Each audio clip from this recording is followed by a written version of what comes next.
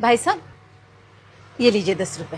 हाँ जी, क्या चाहिए आपको? कल मैंने आपसे सामान लिया था, उसके 70 रुपए हुए थे। मैंने आपको 100 का नोट दिया तो आपने मुझे 30 रुपए के बदले 40 रुपए दिए।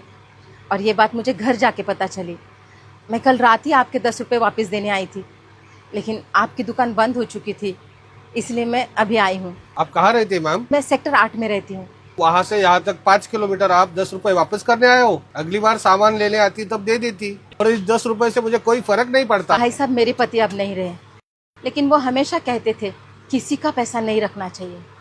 जिसका पैसा है वो चुप रह सकता है, लेकिन हमने अगर किसी के पैसे रख लिए, ऊपर वाला सबका हिसाब करता है।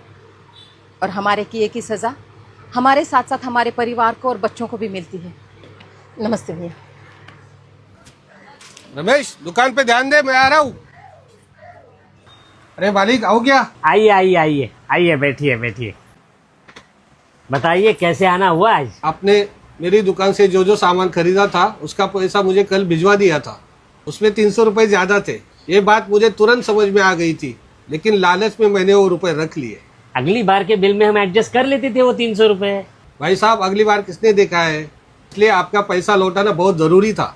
ऊपर वाला कब कैसे हिसाब चुकता करे, ये किसने देखा है? शायद इसकी सजा मेरी बीवी बच्चों को भी लग सकती है। ये लीजिए आपके 300 रुपए। नमस्ते।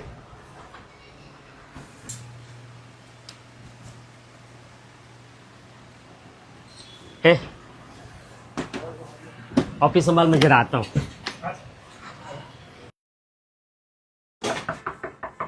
जी बेटा, घर में कोई है?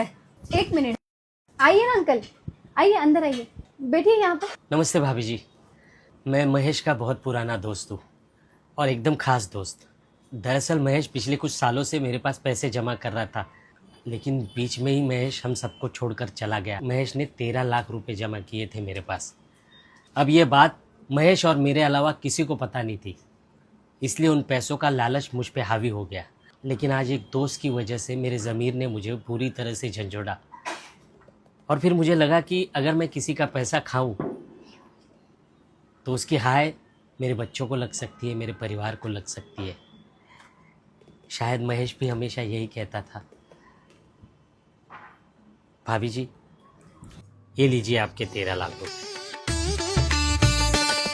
इस दिवाली आप भी किसी की अंधेरी जिंदगी में उम्मीद का एक दिया जलाएं। हैप्पी दिवाली।